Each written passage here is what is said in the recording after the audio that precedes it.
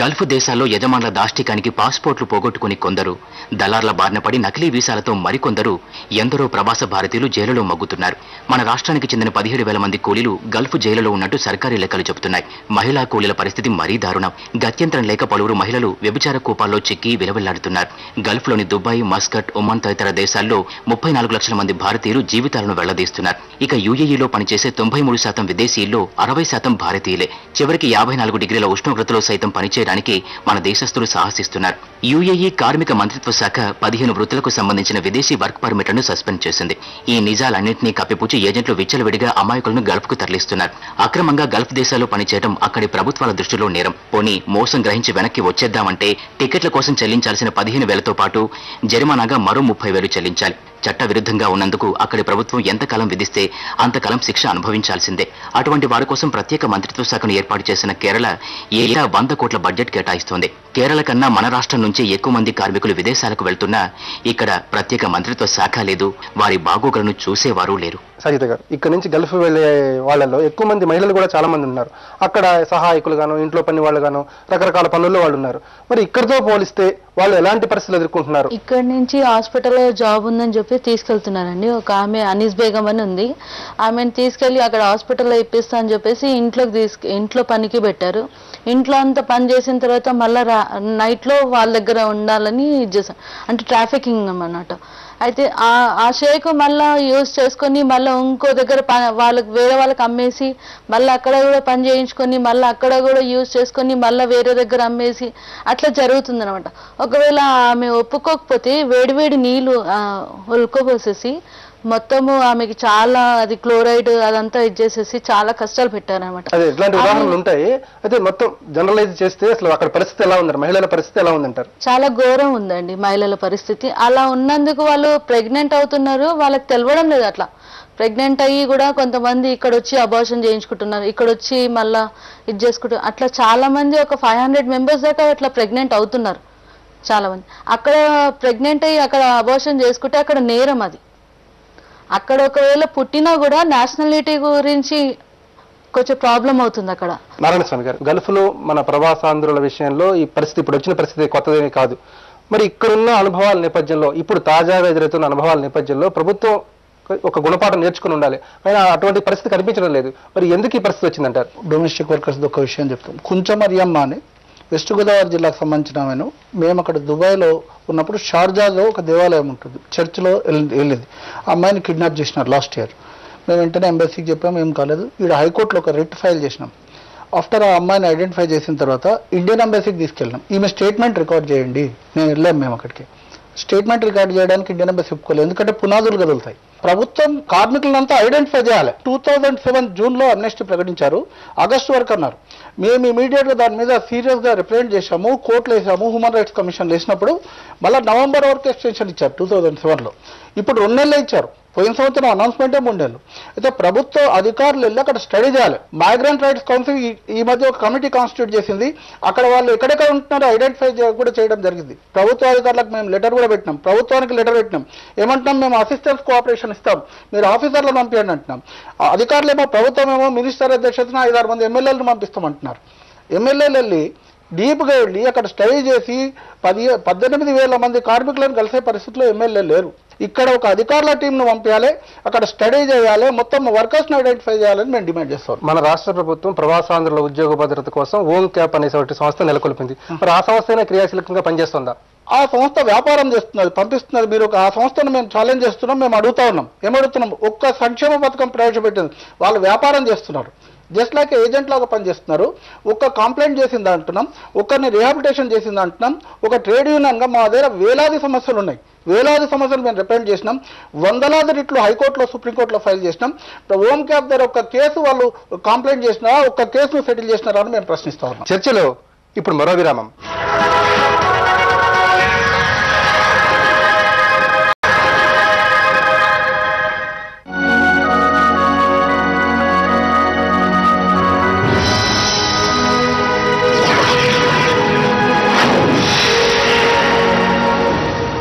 అనురాధ గారు, ఇక్కడ మన చట్టాలు వేరు, అక్కడ వాళ్ళ చట్టాలు వేరు. మరి ఇక్కడ నుంచి వలస వెళ్లే వాళ్ళ విషయంలో మరి కొత్తగా తీసుకొచ్చిన నిబంధనలు ఎలా ఉన్నాయి? ఈ విషయంలో వాళ్ళు ఎంత పకడ్బందీగా ఉంటారు? అంటే గల్ఫ్ దేశాల్లో పరిస్థితి న్యాయపరంగా చట్టపరంగా ఎలా ఉంటుందంటారు? ప్రతిసారి ఆమ్నెస్టీ వచ్చినప్పుడు కానీ ఇది యూటిలైజ్ చేసుకోవాలనుకున్నప్పుడు కానీ ఎప్పుడు వెళ్ళినా బ్యాన్ నేను చెప్పినట్లుగానే ఇప్పుడైనా వెళ్ళొచ్చు, ఎనీ టైం నేను వెళ్ళిపోయినా కూడా నాకు ఎట్లానే బ్యాన్ పడుతుంది. So let me work for 2-3 months more, 2-3 years more, పట్టుకుని దొరికినంత వరకు కూడా పని చేసుకుని పోదాం, అట్లీస్ట్ ఇంటి దగ్గర అప్పులైనా నేను తీర్చుకోవచ్చు.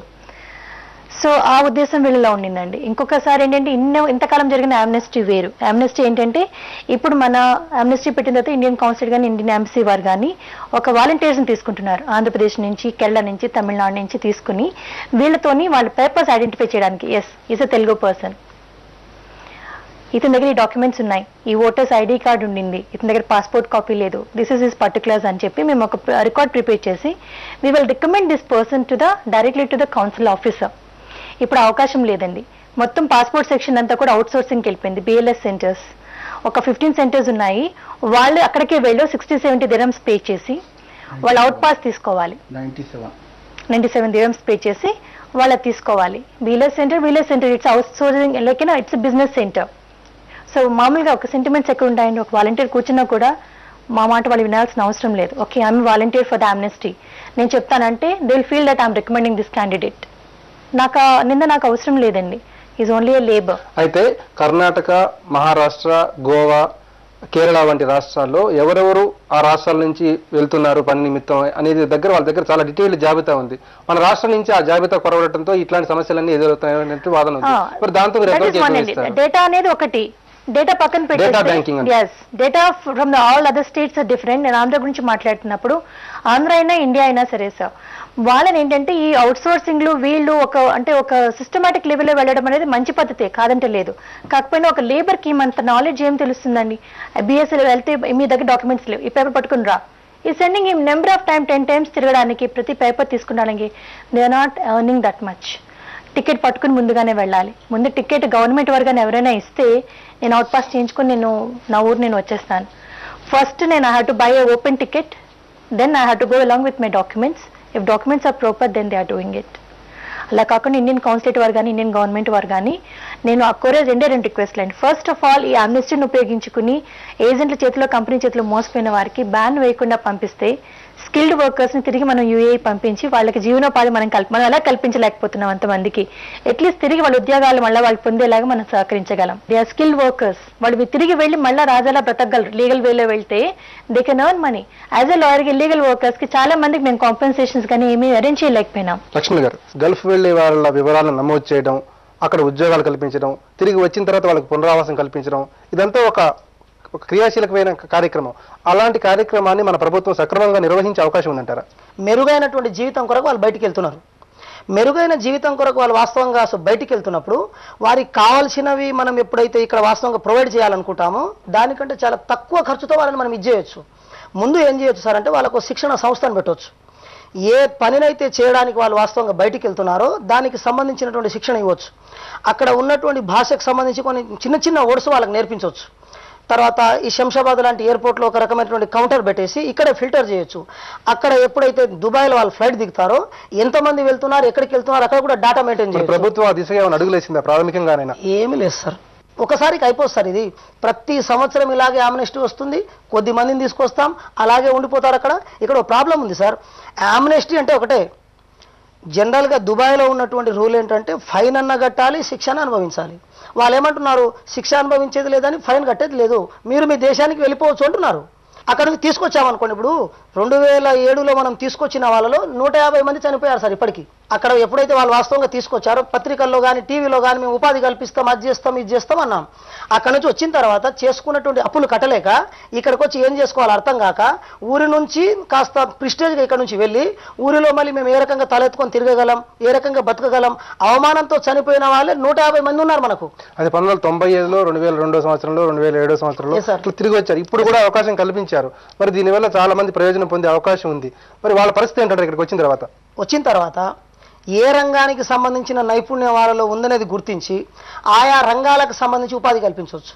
ఉన్నటువంటి సంక్షేమ పథకాలలోనే వాళ్ళకి ప్రయారిటీ ఇవ్వచ్చు. వాళ్ళ గురించి కొత్తగా ఎస్టాబ్లిష్ చేయాల్సిన అవసరం లేదు సార్, ఉన్న వాటిలోనే అవకాశం ఇవ్వచ్చు. చర్చలో ఇప్పుడు మరో విరామం.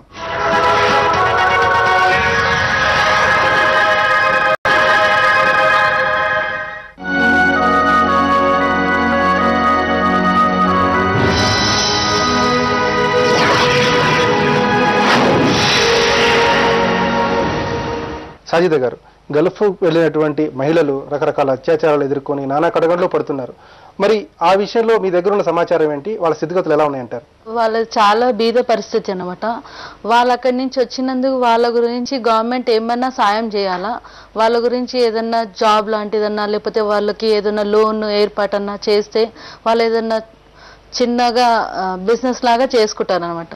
గవర్నమెంట్ నుంచి ఎలాగైనా చేయాలని వేడుకుంటున్నానండి. నారాయణ స్వామి గారు, ఇప్పటికిప్పుడు కేంద్ర రాష్ట్ర ప్రభుత్వాలు ముఖ్యంగా ఆచరించాల్సిన కార్యాచరణ ప్రణాళిక ఎలా ఉండాలంటే? ఐడెంటిఫై చేయమంటున్నాం, ఎంతమంది ఉన్నారు అనేది ఐడెంటిఫై చేయమంటున్నాం. ఫస్ట్ విజిట్ కాదు, ఐడెంటిఫై చేసి వాళ్ళందరినీ తీసుకురావాలంటున్నాం. మేము వాళ్ళలో మానసిక స్థైర్యం కల్పించాలి. మీకు ఆడ బతుకుదెరువు కల్పిస్తాం, మీకు ఆడ ఎంప్లాయ్మెంట్ ఆపర్చునిటీస్ ఇస్తాం, లేకపోతే మీకు ఏదైనా ఆర్థిక సహాయం చేస్తామని ఒక మానసిక ధైర్యం కల్పించి వాళ్ళని తీసుకురావాలి. లేకపోతే వాళ్ళు అక్కడ పోయి ఏం చేయాలి? అక్కడ పోతే అప్పులు అడుగుతారు. ఒక SP report, Nizamabad SP report మేము ఒక కేసులో ఫైల్ చేస్తే ఇక్కడికి బలవంతంగా తీసుకొస్తే ఆ అబ్బాయి ఇక్కడ ఆత్మహత్య చేసుకున్నాడు. 22 ఏళ్ల అబ్బాయి. వాళ్ళలో ఆత్మస్థైర్యం కలిగించడానికి ఒక కమిటీని పంపించాలి. ముందు మినిస్టర్ల కమిటీ కాదు, ఎమ్మెల్యేల కమిటీ కాదు, ఒక అధికారులతో కమిటీని పంపించి ఫ్యాక్ట్ ఫైండింగ్ కమిటీ లాంటిది ఏర్పాటు చేయాలని మేము డిమాండ్ చేస్తాం. వలసలను నియంత్రించేందుకు పూనుకున్న యుఏఈ ప్రవాస భారతీయులపై కన్నెర చేస్తోంది. గల్ఫ్ వెళ్లిన ప్రవాస భారతీయులకు ఈ అనుభవాలేమీ కొత్త కాదు. అయితే ఏజెంట్లను నమ్మి ధృవీకరణ పత్రాలను సరిచూసుకుని ఫలితంగా దేశం విడిచి వెళ్లాలన్న ఆదేశాలను ఎదుర్కోవాల్సి వస్తోందని బాధితులు వాపోతున్నారు. ఇప్పటికైనా మన కేంద్ర రాష్ట్ర ప్రభుత్వాలు బాధితులను సురక్షితంగా స్వదేశానికి రప్పించేందుకు ఏర్పాట్లు చేయాల్సి ఉంది.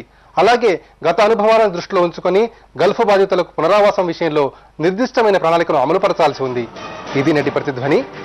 నమస్కారం.